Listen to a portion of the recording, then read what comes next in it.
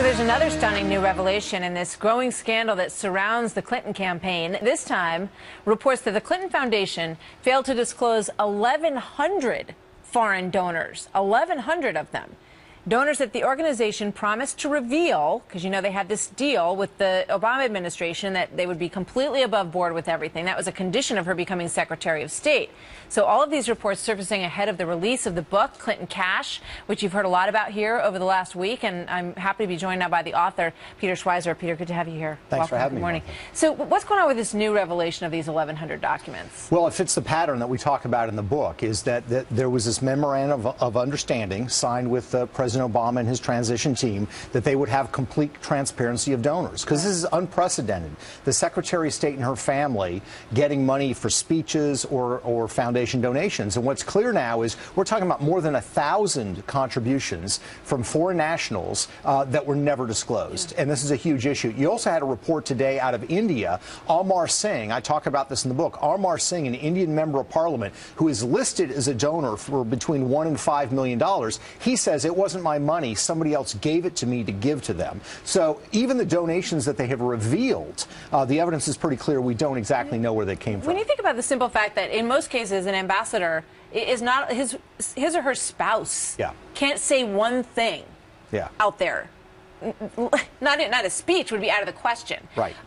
Because they want there to be absolutely no conflict of interest, and so they brokered this deal that allowed them to bring in unbelievable amounts of cash. You know, when I started to read the book, I was just, it pops out at you. $8 million a year in speeches. Yes, exactly. $8 million a year in speeches. Yeah. And those go up, by the way, Martha, once Hillary becomes Secretary of State. Bill Clinton's speaking fees, big speaking fees from overseas interests, triple in a lot of cases. And I don't think that's because he suddenly became more eloquent. I think it's because those speech payments are really influence payments. They are trying to influence the Clintons to chart American foreign policy. So you're obviously getting a lot of pushback now, Sure. And people look at it and they say, look, you can lay all this out. Right. But there's not a shred of evidence. And let's listen to John Podesta talking about this. It's a book that's written by a former Bush operative who's a reporter for that august news institution, Breitbart.com, or has been in the past. He's cherry-picked information that's been disclosed and woven a bunch of conspiracy theories about it. The facts, there's nothing new about. The conspiracy theories, I guess we'll get to judge when we read the book.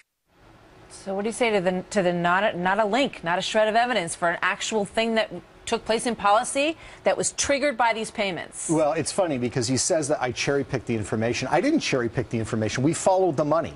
We looked at the major foreign donors and we said, do these people, when they're making a donation to the Clintons, is their business before the State Department, and how does it end up for them? And what we find out is that it consistently ends up well. And that's the key thing. Obviously, in terms of a quid pro quo, we don't have access to emails, we don't have access to correspondence, but the pattern of behavior is overwhelming. Yeah, and you make the analogy of insider trading. And by the way, you say this in the first few pages of the book, that you don't have, that connection, but that your argument, as I understand it, is that you are laying it all out there for people to read and see what they think. Yeah, people can decide, are these dozens of examples just a series of coincidences, or is there something more to it? And I've, studied insider trading by members of Congress. I've looked at the way that they subsidize their lifestyle with political funds. Which is also an amazing story, by the way. Yes, and the reality is that I think sometimes there are coincidences, but when you see these patterns, these aren't coincidences, these are trends. So what do you say to those who say, why now? Are you out to get her? Obviously, the timing of this is not fortuitous for her. Yeah, we started this research project actually January of last year. So the publication date, I certainly didn't know if she was going to announce, when she was going to announce. So it's really kind of coincidence. The book's actually not out until next week. It's just sort of exploded on the scene. That certainly wasn't planning on our part. We just think that our public officials, Republicans or Democrats, if they are getting rich while their family members are in public office, we need to hold them into account. And the Clintons have been fabulously successful at becoming wealthy with public service. Very interesting. Peter, thank you very much. Thanks Good for to have having you me. here today. Thanks.